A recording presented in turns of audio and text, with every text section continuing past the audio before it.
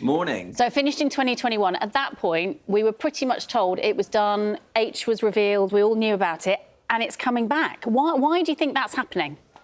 Yeah, I mean, when I received the email yesterday, I think the only response I could have was Mother of God. I mean, I think there's been a lot of speculation in recent months just due to the availability of the actors that something might be happening.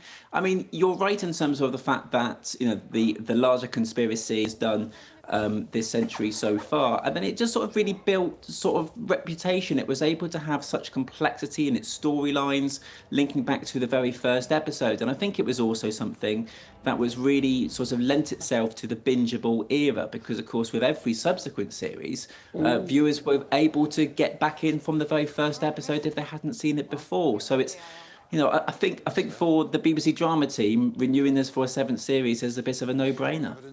A no-brainer, but it's also quite risky, isn't it? It's always risky to bring something back when you've told people that's it.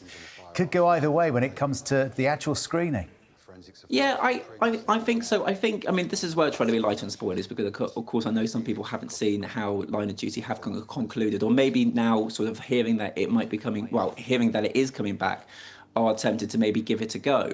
But I would say that there's sort of two options that Jed Mercurio, the writer and creator of this series, could sort of follow. Maybe he could try to look back into this sort of larger conspiracy, this sort of H storyline, and maybe take it in a different direction. Or it could be the opportunity for sort of some a new direction, for some new storylines entirely. I mean, the synopsis sent to the press yesterday announcing the new series suggested that AC-12 has now been disbanded, also that the trio is now investigating their most sensitive story yet.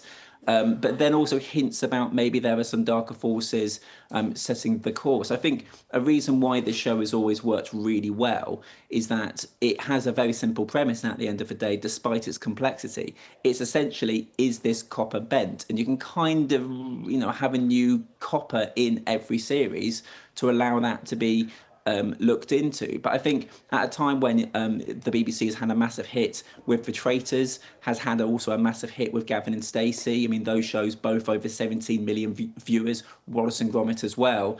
This is another opportunity to get the whole nation talking about a show all at the same time, many people tuning into live linear TV. That's something that streaming services can't do. So it's something that I think the BBC will capitalise on. Scott, I say this from a place of love, as I do love the series, but there was some criticism of the final episode, that it perhaps didn't live up to the rest of it. So do you think there might be a sense of unfinished business, that they'd like to finish on a real high? Is that fair? Yeah, I mean, I would say that they might want to address that. I mean, this is the thing, isn't it? I don't want to reveal too much about what happened because, of course, that would be spoilers. I feel sort of in the way of AC-12 responding with the words no comment. But I would say that I think that, they might try to sort of take it in a different direction in terms of maybe that plot, or just use the opportunity to say, right, that was that. Let's have a look at some new stories. It's a really big wait and see, but I bet you millions of people are going to tune in anyway. Filming in the spring in Belfast, but I guess it could be over a year before we actually see it. We're going to talk about it for ages. Yeah, I think so far it's about roughly a calendar year from TV being made to TV being shown. So if they're saying filming in 2026, I would say we're going to be probably likely, I'd say, spring 2027. Now, sometimes you do get a very tight turnaround for programmes if there is a demand for it. Of course, there is a really big demand for this programme, as you can imagine. But I'd say that we might just have to be waiting a little bit longer. But that's an opportunity, if you haven't seen Line of Duty already, to maybe give it all a go. It's all an iPlayer. Well, Scott Bryan, we look forward to it immensely. Thank you for joining us this morning. Thank you. Thank you for joining us as well. Always